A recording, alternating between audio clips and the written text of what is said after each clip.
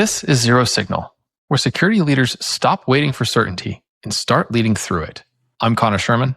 And I'm Stuart Mitchell. Let's get into it. Zero Signal is brought to you by CISA. Threat actors are compromising cloud accounts in under 8 minutes. Vulnerabilities are being exploited within 10 hours of disclosure. That's the defender's window, and it keeps closing. Attackers aren't waiting on dashboards. They go straight for what's running. Real time is the only timeline that matters. And that's why Forrester named CISA a leader in its latest wave for the cloud-native application protection platforms. Runtime is where real risk shows up, and runtime is what CISA is built for. So stop watching and start defending. Learn more at CISA.com and check out the link in the description. So today on Zero Signal, we're speaking with Daniel Bardenstein, the founder and CEO of Manifest Cyber, the former chief of technology strategy at CISA, the cybersecurity lead for Operation Warp Speed, and one of the architects of the national level cross-sector security performance goals that are now shaping how the US government thinks about software supply chain risk. Today, we're diving into why open models are the next open source and what that means for your supply chain, why third-party risk management is broken and what unified risk actually looks like, and AI bombs. Are they compliance theater or truly part of a complete breakfast? So the US security leader can get ahead of the AI supply chain risk that your developers are already creating, understanding what models are running in your environment, what's in them, where they came from, and how to automate the risk communications that right now you're doing manually, if you're doing them at all. So thank you for coming on the show. All right, let's bust into it. So Daniel, I wanted to start with something that is really near and dear to me right now, which is open weight models as part of the open source supply chain network. I want to start with a statistic, and then I want to throw up a visual, and then I get your reaction to that. And it really comes down to this moment we're seeing with GLM 5.2. So for those who aren't following it, the open weight model as closely, GLM 5.2 is a 744 billion parameter open weight model. It offers frontier level performance rivaling proprietary models like ChatGPT 5.5 and Claude Opus 4.8 when it comes to complex and agentic tasks. Here's the cool part. While costing up to 5 or 6x less than the AI providers. So take a look at this quick visual here, and I'll describe it for everyone who is listening to this. And it's some of the research. It was put out by the model provider, which is Z.ai, and it just shows you how this open weight model, when you compare it to benchmarks across the world, it is leading or really close to leading across the board, whether that's against the Software Pro, the Terminal Bench, so on and so forth. So I kind of have this theory right now, or this belief, and that is we are going to see a market shift to open weight models, and not because of some like grand enterprise strategy, but because of basic arithmetic. We're going to get the same capabilities for much lower cost. So my question to you is, do you agree with that thesis? What's your take on that? And then what does this mean for security leaders who are just now finally getting their hands around like enterprise LLM models, and now we're going to explode into the world of open weight models? Well, first, Conor and Sue, thanks for having me. It's a pleasure to be on and dive into these topics that are both near and dear to my heart and that I probably spend too much time thinking about day to day. So, Conor, you've brought up a number of interesting areas to hit on. So let's see if we can hit them in order. So taking a step back, I feel like when I think about even the last 2 years of this, maybe call it your fourth wave of AI adoption or AI being hot with LLMs, I feel like we've been a little bit on a camel hump or a roller coaster, right? We started, pre-ChatGPT with the early LLMs with a lot of people racing to adopt open weight models. Everyone was looking at Hugging Face. You had some early AI security companies out just assessing risk of models on Hugging Face, and everyone's talking about pickle deserialization attacks and all these things. And then you have Claude Code and ChatGPT, and everyone kind of forgets the open weight models. And it's like, oh, well, someone's doing this for me. Let's just go use Anthropic Claude models out of the box. Let's use GPT out of the box. Now I don't have to worry about all this open weight model stuff. And we've seen this a lot in industry as we work with government agencies and Fortune 500 alike. So I do think the focus of most CISOs right now is they're barely keeping a pace with their CEOs mandating you have to use Claude Code everywhere or Copilot everywhere, and what are the security risks there? And then, yes, now to your point, we're certainly seeing a couple of interesting factors all land at once. The first is you're seeing this whole concept of token maxing is certainly overblown. You have Uber running through all of its AI budget in the first quarter that it had budgeted for all of 2026, excuse me. We have that report of major CFOs saying that the ROI may not even be there for how much people are using these Claude Code subscriptions relative to just hiring people. And then now you have performance and accuracy.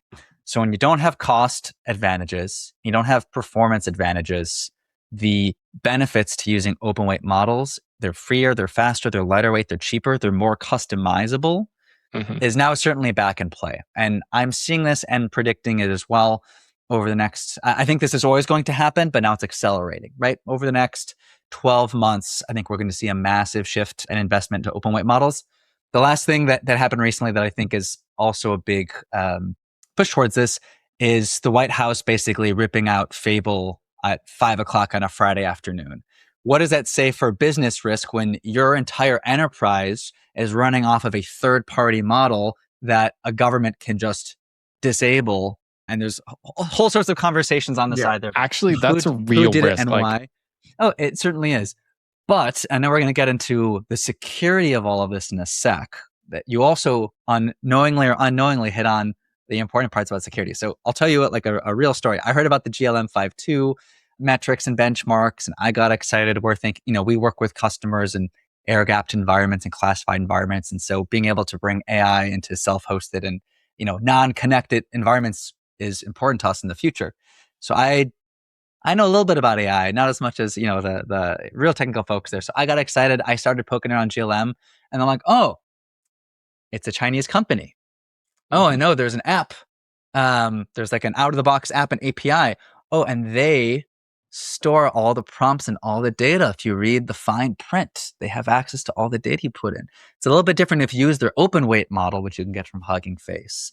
But now you're looking at a different type of supply chain security risk. And so I know I'm on a long answer to your question, but it's such a complex, nuanced question. I think the thing that I keep trying to shout from the mountaintops these days is like AI has supply chains in the same way that software does. And like, yes, cost is the factor when you're deciding what software to build or buy. Yes, performance and accuracy is a factor when you're adopting technology, but so is security, so is third-party risk. If you didn't build it yourself, whether it's software, an open source package, or a model, you got to know who built it. You got to know how you trust them. You got to know where your data is going. And that's a great example. There are going to be a bunch of companies that rush to use GLM 5.2 and don't realize that they might unintentionally be siphoning off their data or prompts to a Chinese entity. Maybe they don't care about that. Maybe that's disallowed from some other customer agreements. I think it's very akin to the DeepSeek when it first came out, right? You can grab the model and you can run it locally. You can go to the DeepSeek website and you can use it as an alternative to ChatGPT. Very different risks associated with them, and neither is risk-free, right? They're just different classes of risk on that. I really agreed with your point there, though. It's like if you start to look at performance, then you can quickly reduce the conversation down to the conversation can accidentally be reduced entirely down to cost. And that'll be the forcing function. And then the question I would have as a CISO is coming along is like, cost at what risk? And now we can go mitigate those risks. That might be very worth the investment because the return on crushing your token cost is so much. But there is this other supply chain risk. So why don't you walk us through what does that landscape look like for supply chain in AI? How should we start thinking about this? Because many of us have software supply chain as a mental model. We've looked at SALSA, we've looked at other frameworks. How do we start thinking about this around AI? I do think there are parallels for sure. And another one of my big talking points and beliefs these days is like AI is a subset of software. Therefore, a lot of the mental models and applications and frameworks we use to think about software and software security do indeed apply to AI. So I'll give a quick example, but then I'll go through the more robust story. So in the same way that, open source packages or repositories can be forked or cloned, it's sort of akin, but not quite the same to fine-tuning or deriving models, right? Which is also important from supply chain. We have seen Fortune 500 and in Global 2000 companies where a user in a business unit somewhere really wants to use DeepSeek, literally. Really wants to use DeepSeek because it's fast and cheap and easy to use, but it is against their compliance rules. And so they will download the weights for DeepSeek. They will ever so slightly fine-tune them.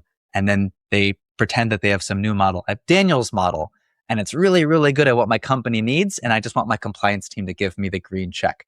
So there's an element of supply chain around base models, fine-tuning. Did I quantize it, adapt it? Like, what are all those steps? I think that where it dovetails a bit significantly from traditional software, and this is part of my origin story when it comes to this whole field of software supply chain, is the relationship between models and data sets. So there's a story of Lion 5B from 3 or 4 years ago now. Lion 5B, a public image data set of 5 billion images used to train Stable Diffusion, which at the time was one of the most widely used, freely available models for image analysis. A couple of Stanford researchers found a couple thousand images of CSAM, basically child in this data set. And that led CISOs to basically run an incident response scenario, right? Are we using this data set anywhere internally? Are we using Stable Diffusion anywhere internally? But also, have we fine-tuned anything off of Stable Diffusion? Have we trained any of our models off of Lion 5B? Because they might be working well for whatever task we have them doing. And that's obviously a huge business and legal risk for us. And so when I think about what a supply chain looks like, I think the market still looks like AI security is over here and software security is over here, and analysts are going to be stuck looking at two different dashboards. But the way things look in reality is I have some data sets. I use data sets to fine tune models. And if I'm a car company, maybe I'm using them to get really good at object detection or collision detection, whatever it is. And then I have a trained model, but that model doesn't live in a vacuum. I then put that model into a container, and then into a package, and then into an application, then to a car. So when I'm a CISO and I'm thinking about my supply chain, yes, AI has supply chains. Where are the data sets? Who assembled them? What things do they do? What models they use to train on it? What steps do we use to train those models?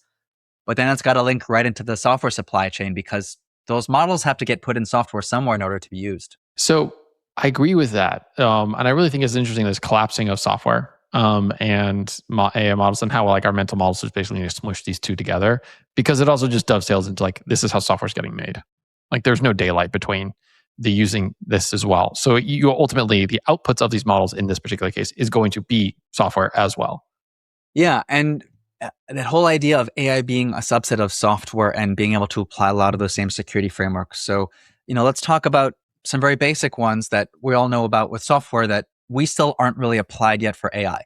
The first, the least sexy of any part of a security program, is inventory and asset management.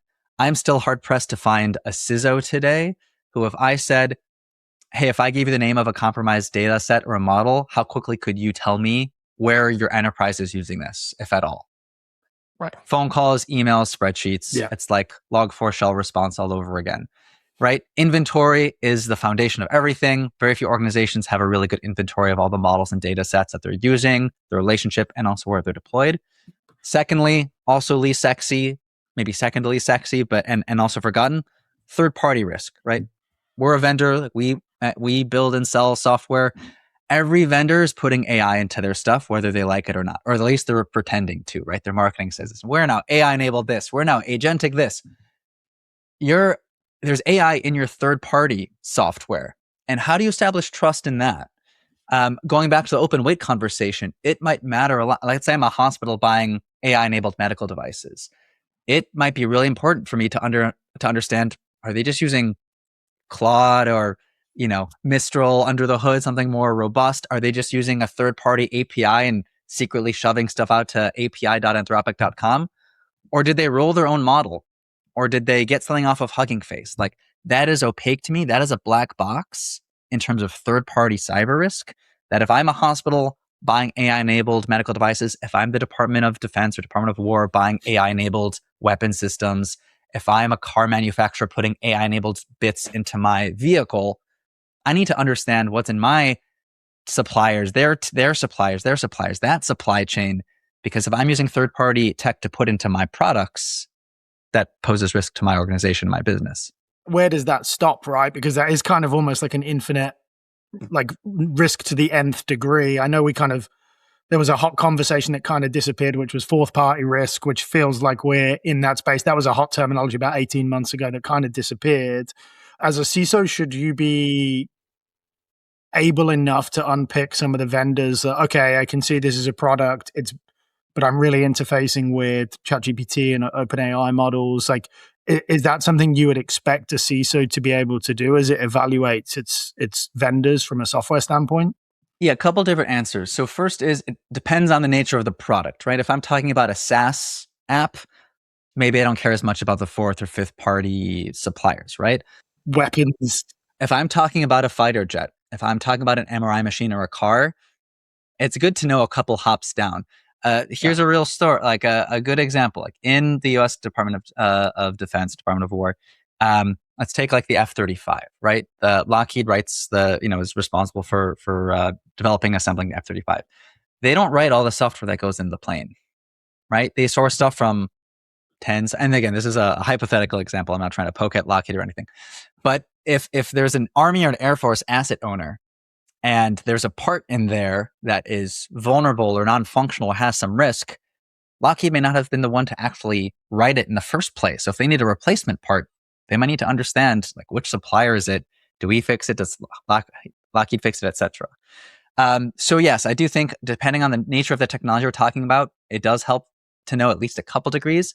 And the second is not just the value of understanding every little piece of leaf down the tree, but just a measure of the sophistication and maturity of your initial vendor, right?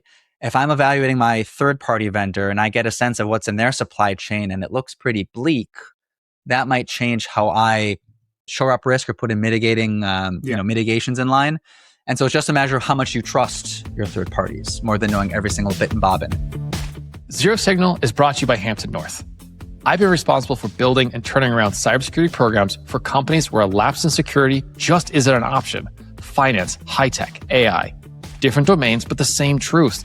The programs live and die on talent.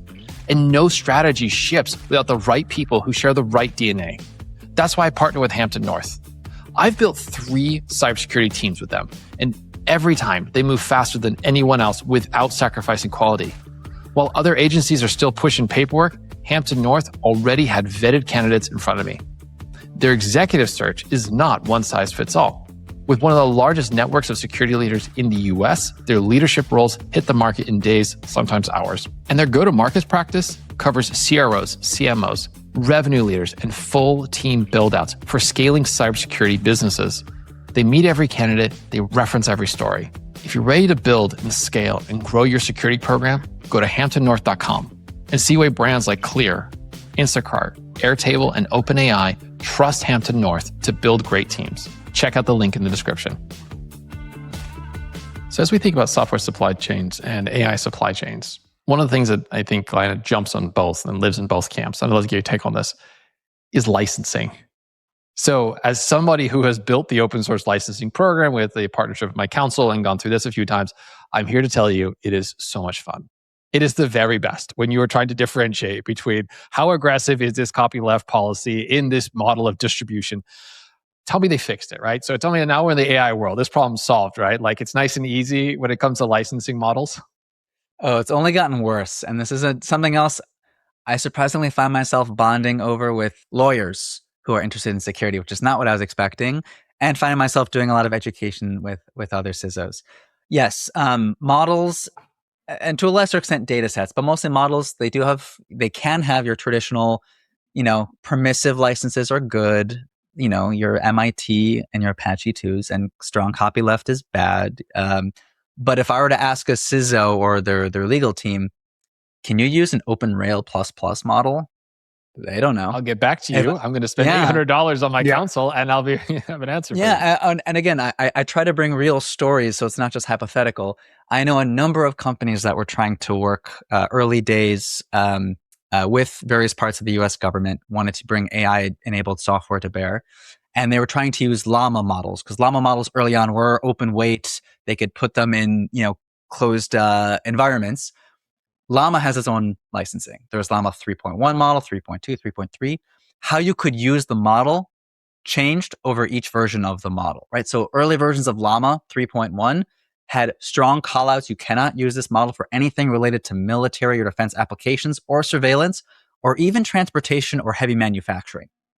Really interesting, right? Yeah. And then Meta, not wanting to lose money on potential opportunities, started to soften that language over Llama 3.2 and 3.3.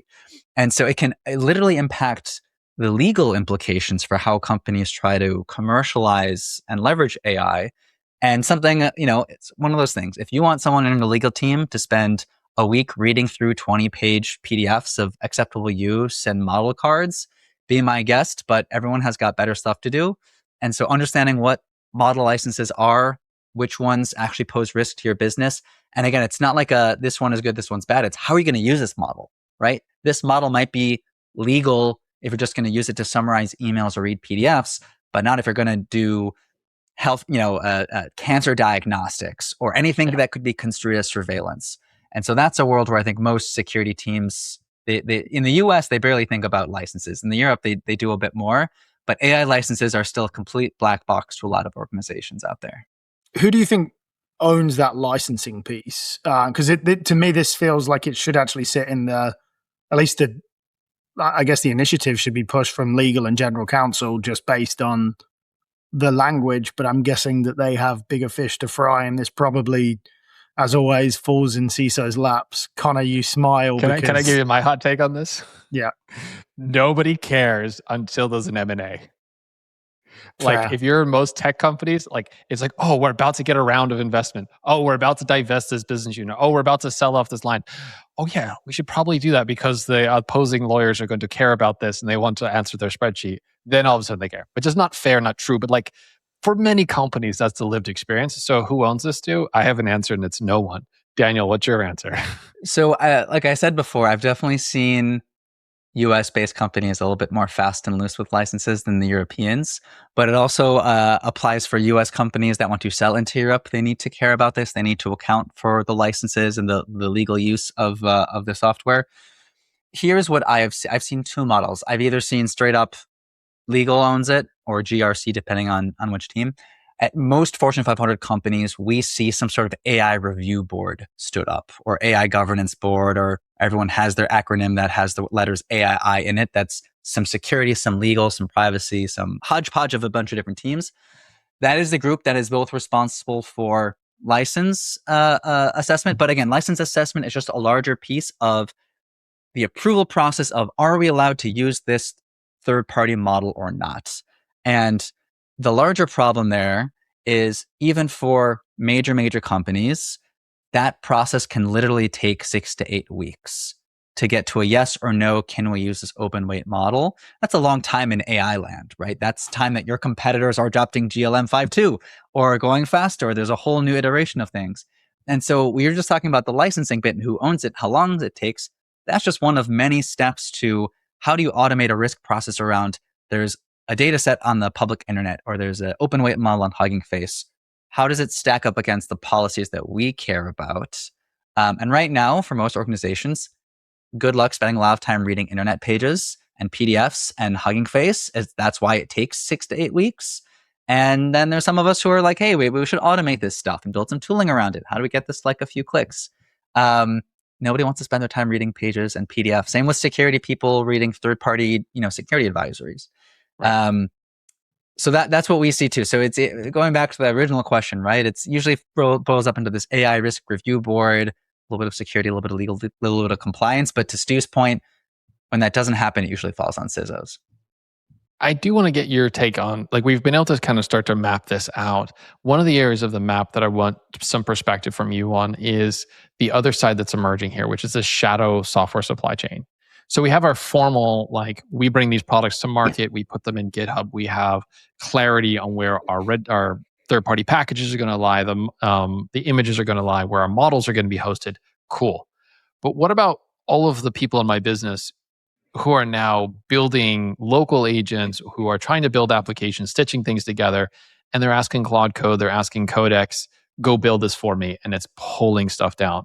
What are you seeing with these citizen developers as they're building business processes on top of this? How do CISOs get their hands around that kind of side of the supply chain risk? So I can't believe I'm about to do this, but let me quote Taylor Swift and say, hi, I'm the problem, it's me. Like I am the source for my company of some shadow IT and shadow AI. And I imagine it's only worse at larger companies, right? Yeah, shadow AI is the new shadow IT. And we've got a whole bunch of both now, right? let's take me an example, right? I'm more technical than I look, and I can run Claude Code locally. I can have it spin up different models. I have it build little websites or little dashboards or whatever. Who's tracking that? I mean, I try to be a good steward and tell my security team, my engineering team, so they know, and I'm reasonably security savvy as well. So I'm not just putting things on the open internet. But yeah, major companies, it takes one line of Python code to bring in a random model from outside on the internet and run it locally. Who's tracking that? Once I have a model, I can have it now use the scale and speed to spin up. Oh, I have a little test app here and a test app here and a test app here.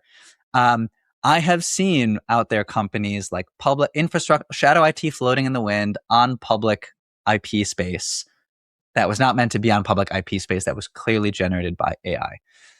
So where does that lead us? It's a classic paradigm, right? Like before detect and respond, you got to prevent, right? And so from a security perspective, you've got people moving more into like firewall and proxy land, where let's just stop people from downloading these things unless they go through a central funnel. Where we spend a lot of time thinking about is, CI/CD pipelines and developers. How do you gate what AI goes into products that people are shipping? So whether it's benign or malicious, if somebody tries to import the Hugging Face Hub CLI and import some models and tries to push it into production, whether it's intentional or you want to be able to flag that, know where it is, and block it or do some assessment there. So again, ultimately, what's crazy to me is we're talking about this as if it's a brand new problem, but it's the same exact problem where, a random developer at a bank can just run npm install and bring anything that's on npm onto their machine. And as we've seen over the last 3 months with Team PCP, you may not want to trust all the latest versions of npm, right?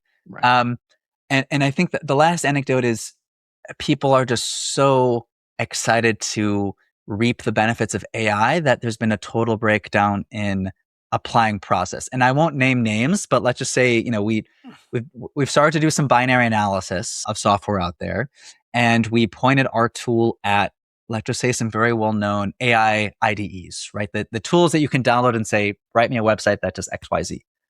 A lot of those things ship with vulnerabilities, and no one cares and no one looks at it because it's like, oh, everyone download this, everyone vibe code as fast as you can. And there's no process of, hey, someone just downloaded software to their desktop that has like an actively known exploited vulnerability.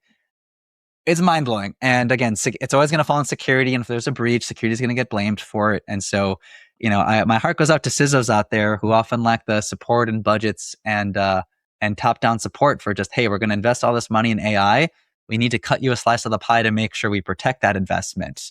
This is fine. That's all I got to say. This is fine. That's got vodka in it. That's Conor's just getting through. And yeah, look, I think it is, and that's a lot of our listeners, unfortunately, is said security leaders.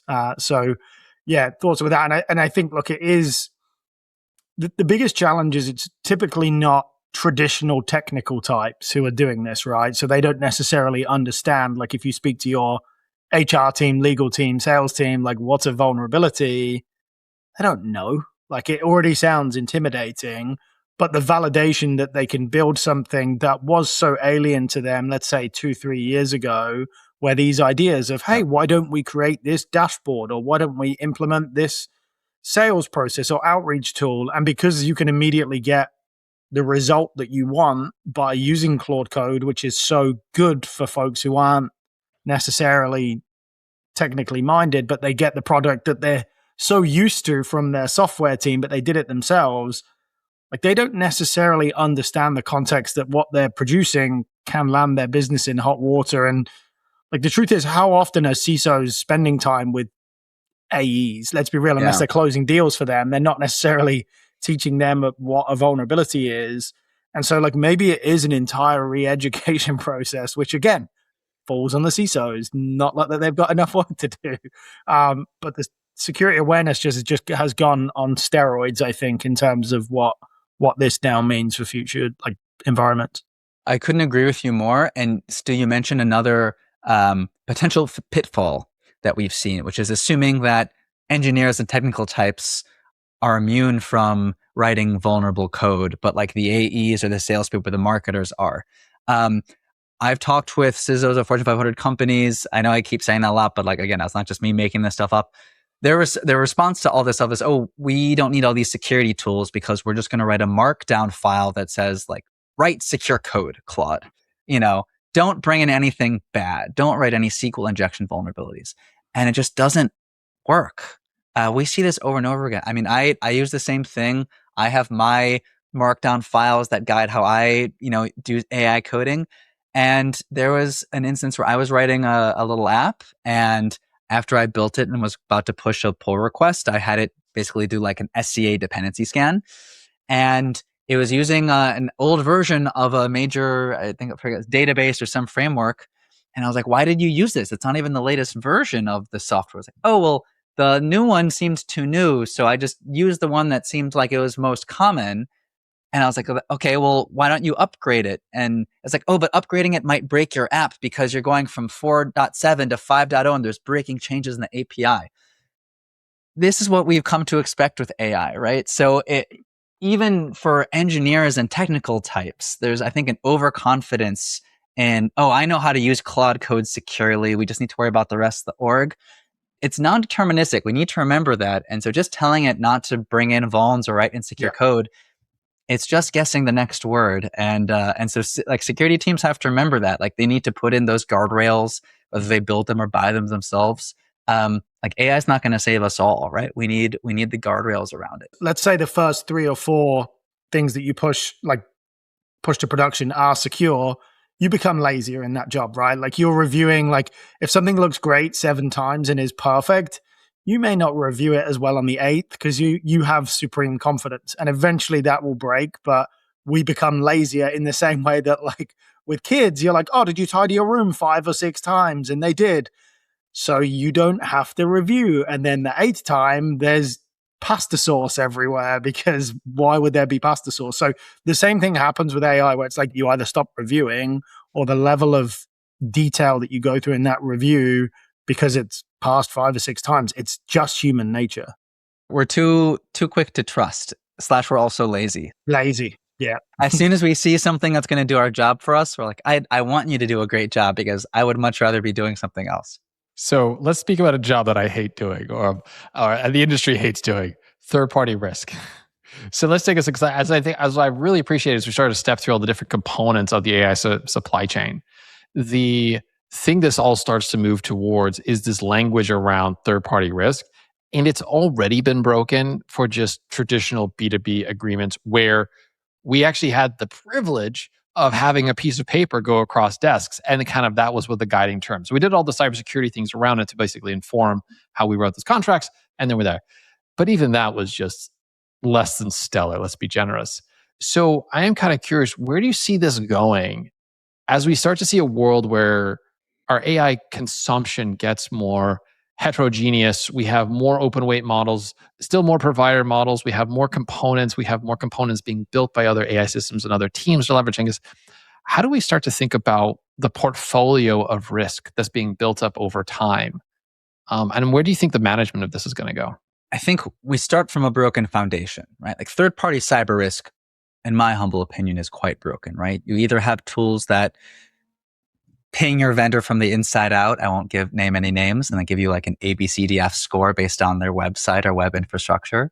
But usually it's a lot of SOC 2 reports and vendor risk questionnaires. And to be honest, it's a lot of legal CYA, right? It's like, I promise I did my diligence and I trust what this third-party tech does.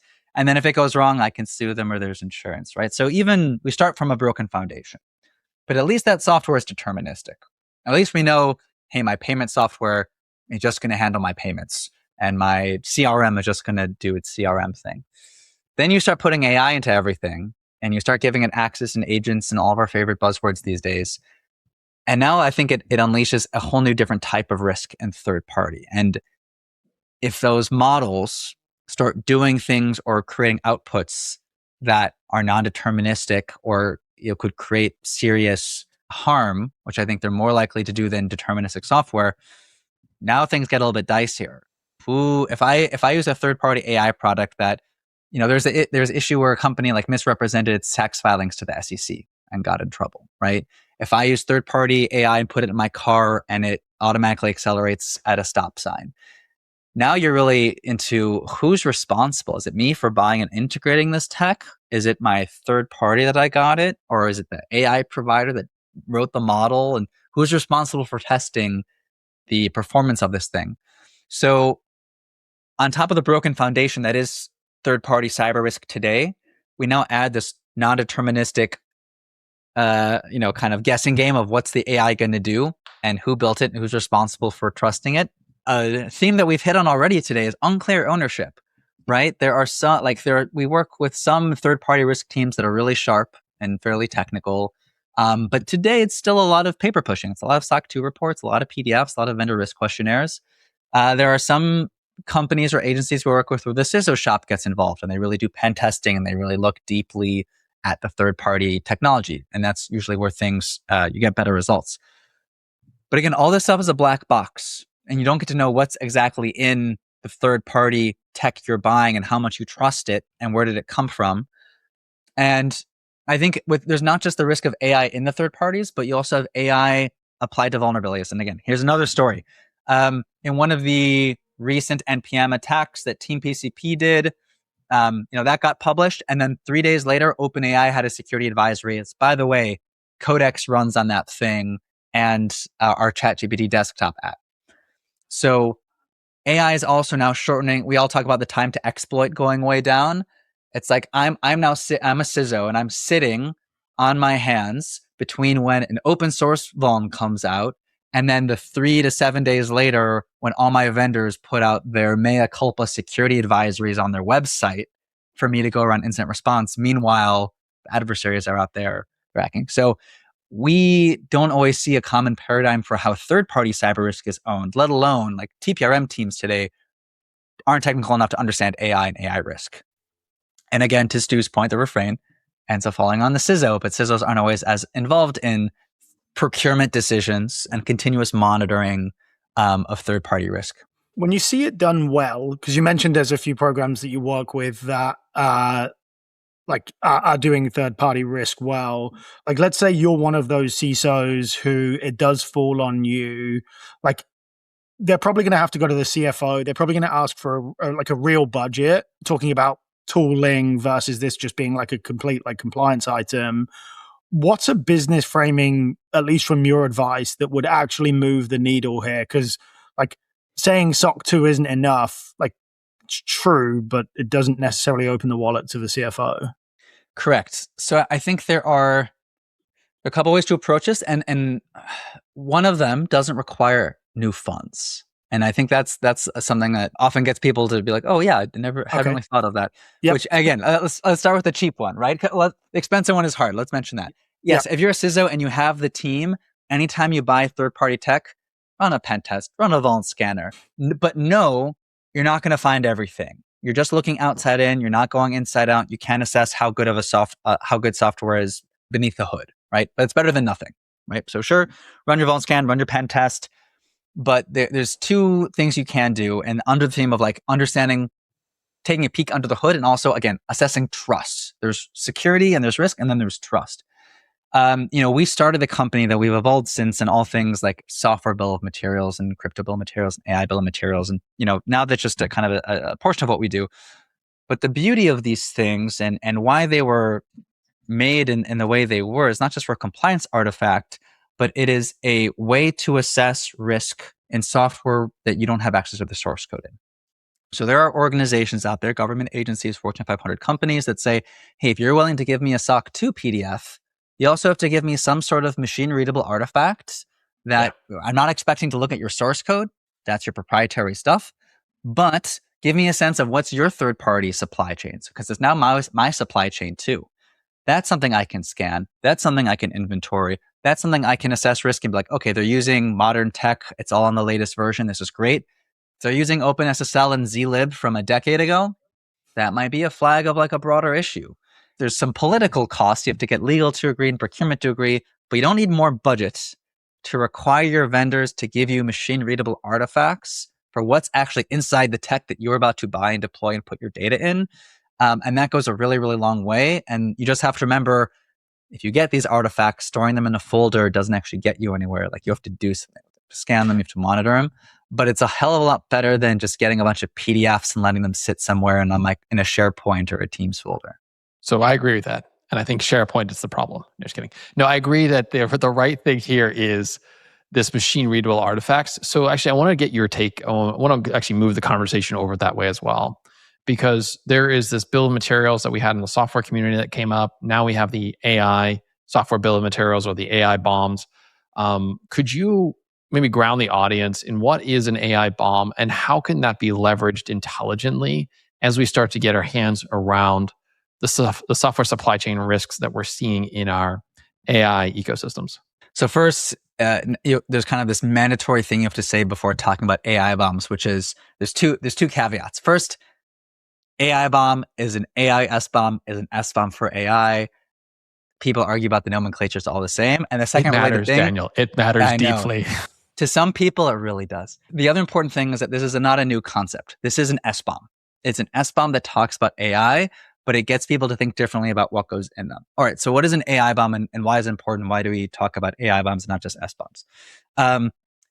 SBOMs were this globally agreed upon artifact to try to describe how software was composed, right? And helps understand supply chains, right? So I can describe the entirety of an MRI machine or a plane or a car with an SBOM, right? There are all these parts, there are all these subcomponents from these vendors, license this, they all go down to the open source package. And we talked about before, AI has supply chains and AI is a subset of software. Therefore, a lot of those same concepts can be represented in the bill of materials. And this is research that I did starting 2.5 years ago and then started building some tooling around it.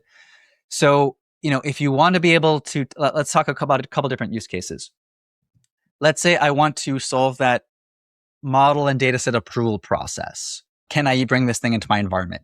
I can either spend 6 to 8 weeks reading a bunch of web pages about all this thing and who wrote it and all this stuff, or I could try to take all this text and put it into a JSON artifact that describes the model, the supplier, what datasets it was trained on, the licensing, etc., and scan it so I can automate all this stuff, right? Why is the machine readable part important? So I can scan it and automate it. So I can go do it faster, right? So I can use it to describe a model on Hugging Face. Where did it come from? How is it tuned, trained? What data sets was it trained on? How is licensed? Great. But the second one is to understand, going back to the third-party risk conversation, where does AI fit in a larger system, right? So if I'm selling you an AI-enabled HR system, right? I want to be in my bill of materials. I want to list, I'm using React, I'm using Mongo, and I'm using these technologies. And then somewhere along the line, I have GLM 5.2 that we've fine-tuned all of these data sets and quantized so that you now have a full representation of the system. So the whole idea of the AI BOM is it's just a structured, consistent representation of models and data sets that you can use to automate the analysis and scanning of those models and data sets, and how you construct them and assemble them into a larger piece of technology. And then again, we talked about inventory and the value of inventory for continuous monitoring, right? Going back to that Lion 5B story, how do I answer the mail faster if I find out that a data set is compromised? I need to find out what model sets were trained on the data, what containers are the models, and what products are the containers in. That's the beauty of a bill of materials and storing them. And the last thing that's worth mentioning is, this is the point where security leaders who are familiar with AI will say, well, what about model cards and data cards and system cards? We have this stuff. It's very text heavy. Unless you want to read a bunch of PDFs and web pages, be my guest. B, they're non-consistent. So Meta's model card is completely different from NVIDIA's model card, is completely different from Hugging Face model cards. C, they're not security related. They're more about performance and how they built the model. And lastly, there's no guarantee of what you'll find there, right? Just because I have a model card, it won't necessarily tell me. We talked about licensing. We talked about what software was used to train the model or what data sets they're on.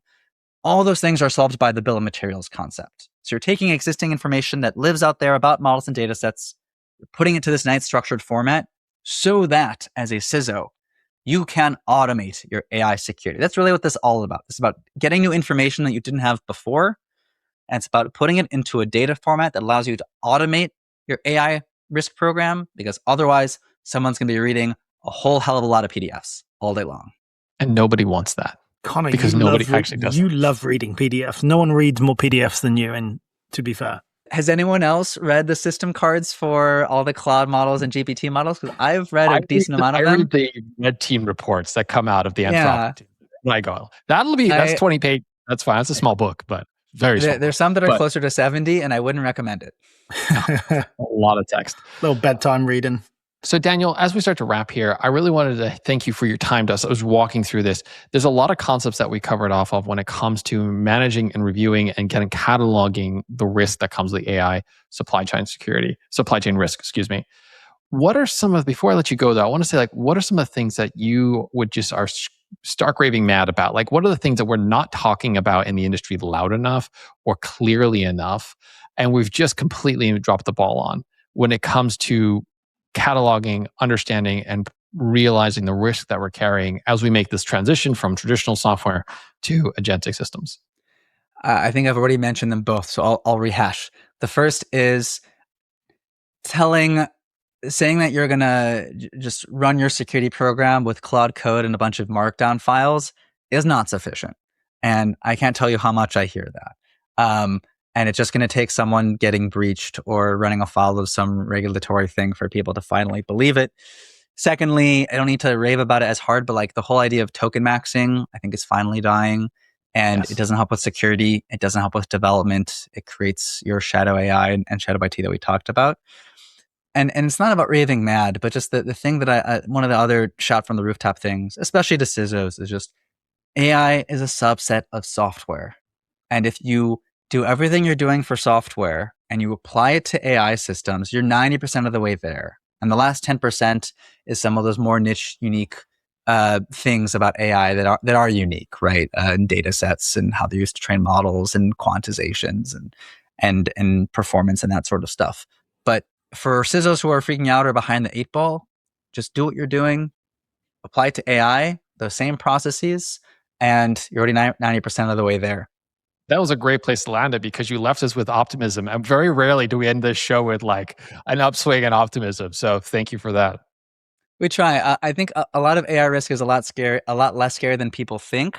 But that's kind of the last thing too. It's also a bit optimism. It's just, the market wants to have people believe that this is a whole new thing. It's brand new. You need a separate set of tools for it. And again, the average enterprise security team has 50 or 60 different security tools already. The last thing they need is to double that number because they have the AI firewall and the AI DLP and the AI SIM and the AI scanner. CISO should be thinking about consolidation. CISO should be thinking about just doing what they're doing existing tools and processes to AI. And land it back on the optimistic note, they will be fine. They will be 90% of the way there with a cost-effective way, given that not everybody has big budgets. There has to be a Taylor Swift quote for that, surely, that everything will be okay. Yeah, I'm not a big Taylor Swift fan, so I'm surprised at myself that I even referenced her earlier today. But I guess she just got married, so, congrats to T-Swift. There's one Swiftie in the room, and it's not you or Conor, so that's okay. Yeah, there we go. This is really just after Stu's heart here. I appreciate it. Thank you. That's it. So with that, we'll wrap there. Today, we were speaking with Daniel Bardenstein, the founder and CEO of Manifest Cyber, the former chief of technology strategy at CISA, and the cybersecurity lead for Operation Warp Speed. Daniel, thank you so much for coming on the show today. Thanks for having me, Conor and Stu. Always a pleasure. If today's conversation gave you something useful, a framework, a question worth sitting with, a way to position something you're already dealing with, that's the point. Connect with Conor and I on LinkedIn. The links are in the show notes. Tell us what landed. And if you know another security leader who's navigating the same pressure, text them this episode. We'll see you next time.